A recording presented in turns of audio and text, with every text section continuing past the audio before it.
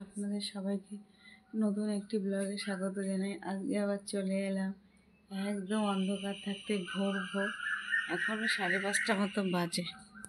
দেখুন বাইরেটা কি ঘুটঘুটে অন্ধকার, চারিদিকটা দেখুন।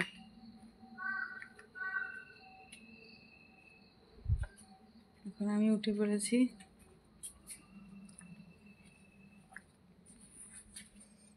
এই দেখুন ঘড়িতে বাজে 5:25।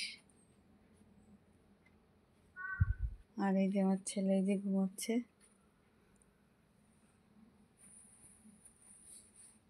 কম্বল মুড়ি দিয়ে ঘুমোচ্ছে। তো আজকে তো ছেলেকে নিয়ে চাঁদপাড়া যেতে হবে।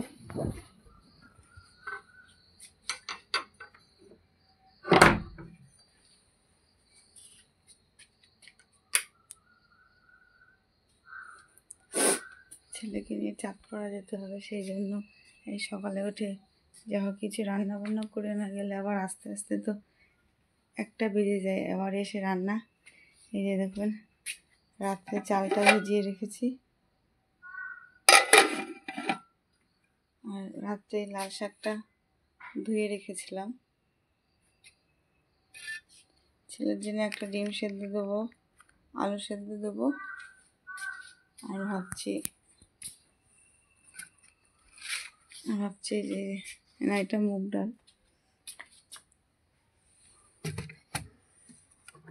ভাবছি একটু মুসুরির ডাল ভাবছি একটু সেদ্ধ করবো। এইসবই এখন রান্না হবে। বাইরের দিকটা তো অন্ধকার, আর কি বলবো, একা ভয় লাগছে। তাই পাশের বাড়ির লোকজনরা উঠে পড়েছে, ওরা উঠে ফুল টুল তোলে।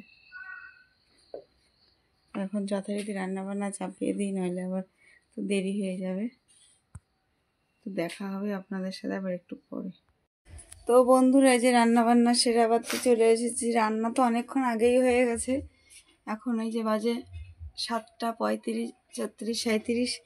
এই যে রান্না হয়েছে, এই যে ভাতের মধ্যে 2টো আলু সেদ্ধ আছে ছেলের জন্যে, একটা বেগুন সেদ্ধ আমি খাবো, আর যে ডাল সেদ্ধের মধ্যে একটা ডিম সেদ্ধ আছে। আর এইটা হচ্ছে সেই লাল শাকটা, ওই ছোটো ছোটো চিংড়ি মাছ ছিল, সেইটা দিয়ে একটু তরকারি মতন করেছি। আর এটা হচ্ছে কালকে সেই ফুলকপির তরকারি। এখন আমরা রেডি হয়ে ওই যাই হোক কটা খেতে হবে। আজকে টিফিন বানাইনি, কারণ আমার টাইম ছিল, আমার শরীরটা ভালো লাগছে না।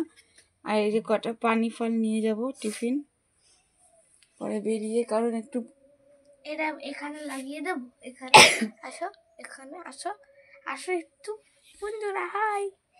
এখানে দেখো ভালো লাগছে না? আমার ছেলে এখন কি শুরু করেছে দেখুন। আমার মা কোনোদিনও শিখে যায় না, তো এটা আমার কর্তব্য। তো বন্ধুরা কি বলবো, ঠান্ডা লেগে গেল।